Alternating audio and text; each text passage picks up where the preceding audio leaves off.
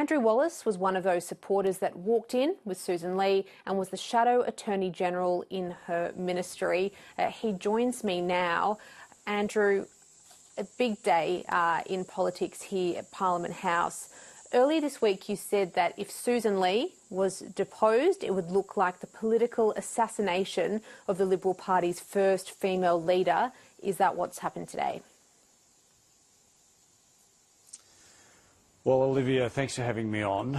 These things are always very disturbing, not just for the leader that gets deposed, but those people that support them, but more importantly for the Australian public who are looking on and wondering, what the hell's going on here. Australians are hurting terribly right now. We've seen the sharpest decline in our living standards in all of the OECD countries. And what Australians rightly want to know is that they've got an opposition which is united and is working for them in holding the government of the day to account. And I think that that's something that Australians have been very, very angry about, that drop of living standards towards the government, but they've also been angry at us because they feel as though we've let them down because we haven't been united. But look, I hope that and pray that we can draw a line under that this weekend. As a result of today, the results were an emphatic outcome, a very supportive outcome for Angus Taylor and Jane Hume, and he now has a mandate. He has a licence to put his stamp of approval on new policies to take us forward, and I look forward to being part of that team.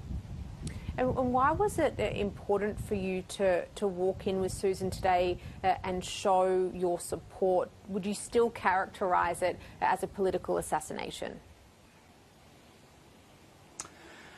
Well, whenever anybody gets deposed as a leader, that's one description of it. Why did I do it? Well, I'm a supporter. I'm a loyal person, Olivia.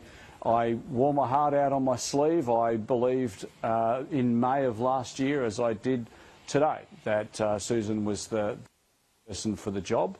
And I wanted to demonstrate that, not just to Sussan, but to my colleagues and anybody else that might have been watching. I think it's important that you stand, you stand with your convictions, and if I stand convicted of that, so be it. I'm happy to wear with that. But we've got to move on now, Olivia. The party room has spoken, and I support the leader as all my colleagues will. So given that, and I guess your comments there about drawing a line in the sand, what did you make of Angus Taylor's pitch, really, to voters in his first press conference as Liberal leader? Well, I listened to it in the car on the way back from the airport from Canberra. I thought it was a very good press conference, a strong press conference, where he laid out two particular issues which are near and dear to my heart. It was a 50-minute press conference with he and his deputy, Jane Hume, where he set out effectively two main things, and that is we need to restore Australians' standard of living and we need to protect Australians' way of life. I'm absolutely on board with both of those principles. I was the Deputy Chair of the Parliamentary... Sorry to interrupt, but isn't that what Sussan Ley was trying to do as well? I mean, what will Angus be able to achieve in the role that Sussan couldn't?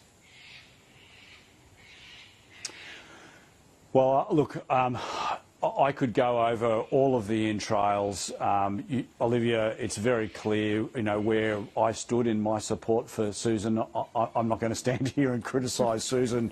I supported Sussan as the leader, but the party room has spoken, and that's democracy. In the same way that we lost the election in May, Sussan lost the leadership in February, and you've got to respect democracy.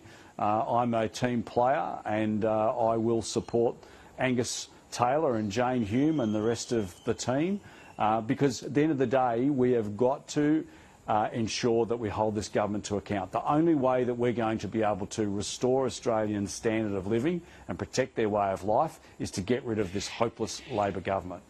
And do you want to keep your role as Shadow Attorney-General? I know that portfolio positions will be determined by Angus Taylor at a later date, and have you spoken to him about it? No, look, he's got bigger fish to fry at the moment, Olivia. I'll give him space, and if Angus sees a future for me in whatever role he sees appropriate, then I'll accept that. But that's a matter entirely for Angus, and I'll respect the outcome.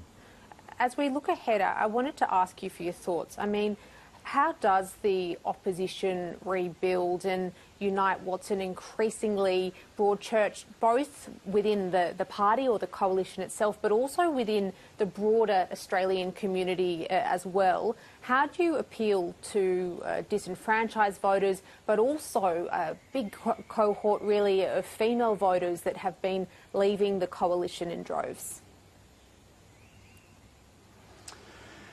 Well, ultimately it comes down to values and how we communicate those values to the Australian people. I think Australians are very, very angry for the reasons that I've expressed towards this government, because they feel poorer. We're all experiencing this, Olivia. I'm sure you're no different. We all experience that dread when we start opening up emails and envelopes with bills. We've all